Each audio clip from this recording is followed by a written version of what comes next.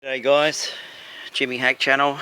Today I'm going to be putting in some new springs and shockies in my AU Fairmont VCT. It's got an independent rear end. They apparently think that these drop the, this is the manufacturer, say that they drop this about 30 to 40 mil, but it didn't happen on the rear. All it's done is corrected it to the standard height. So I think maybe it's the spring tension that is perhaps different. But if you're looking for lower springs, these are not the answer.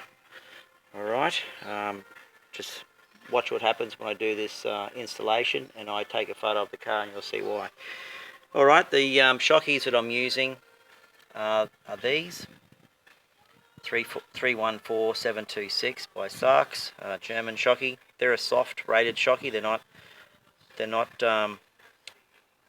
overly hard on the ride, and I believe these springs as well will be just a little bit more firmer than standard, probably more like an XR6 type feel, but no difference in the height. Alright, first thing you need to know when changing these over, the way I do it is I don't use spring compressors. I use the weight of the car to do it. So let's take you through and show you what I do. Alright, first thing you're going to need to do is take down the sway bar. That's number one priority. Just jack the car up a little bit, and probably about 2 inches. You don't have to jack it all the way up because you won't get the sway bar out then. It'll come out a lot easier if you just lift it up a couple inches and then slacken off the 14mm bolts at the cross member, and then we're going to proceed to take the bolts out at the top. Alright, so I've loosened off these bolts here, the whole lot. That plate as well goes on there. Same with over here, passenger side. Now we're ready to lift the vehicle up, and watch what happens when we do this. Now when you're jacking your vehicle up this way, you can't have a standard jack. Okay, you need something that's going to lift it quite high. This one I got is a Pro Lift. Can't see what the raised height is, but it lifted up at least 1.5 feet. So what we have to do is get it up as high as we can and then drop the top ball joint and then basically stand on this lower control arm, and then we can get it out. You'll see in a second. Okay, so now we're up to the bit where we've got to take off that bolt there, the top ball joint, undo that guy, and then we take off the caliper. That hose will basically just come up over the top, and we'll just hang it up over here somewhere at the road. You've got to remember to put that back in place before you put everything back together, because it's a bugger if you don't. A real bugger actually. Alright, so let's get this top ball joint out. Just remember something guys, you can't do both wheels up in the air at the same time. You can only do one side at a time. The other side has to be on the ground, because you've got to use that jack there to put just under here to take a bit of the strain off that top joint. Otherwise you won't be able to relieve this. It'll just bind up because of the angles. So get it up there, just one side, and then put that bottle jack under there. Relieve that, let it go, and then you've got to take off the tierod end, the caliper, hang the caliper up somewhere, and then you'll see what I do next. I've got to put a lot of weight on that bottom control arm once I get that bolt out, and it'll all come out. Okay, don't forget too, there's a little speed sensor here, ABS, comes underneath. You've got to make sure you put that in there before you put the new shocky in, otherwise you've got to take it all back out again.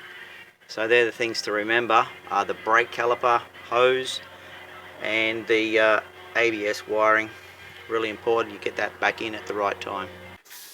Alright guys, this is what I've got so far. We've got basically everything off this lower stub axle. The sway bar is out the road.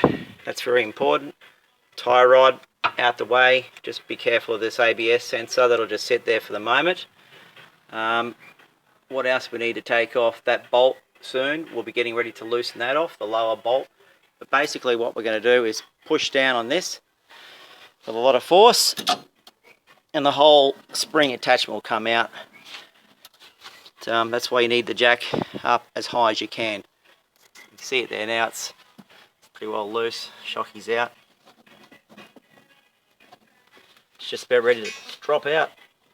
Okay, let's keep going. Okay, so I've got that 22mm nut loosened off there.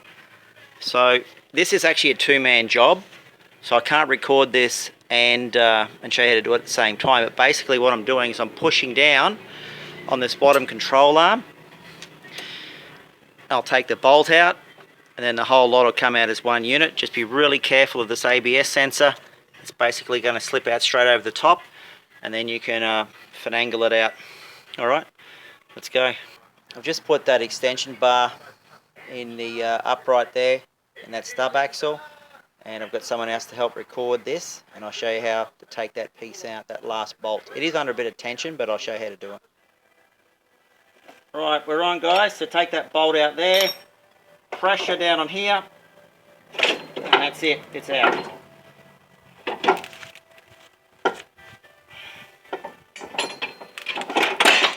Voila, one spring.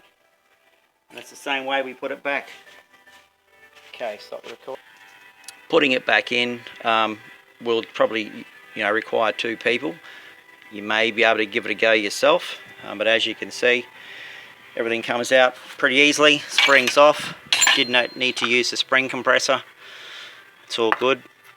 Just got to make sure this all lines up the right way with the new spring, and job done.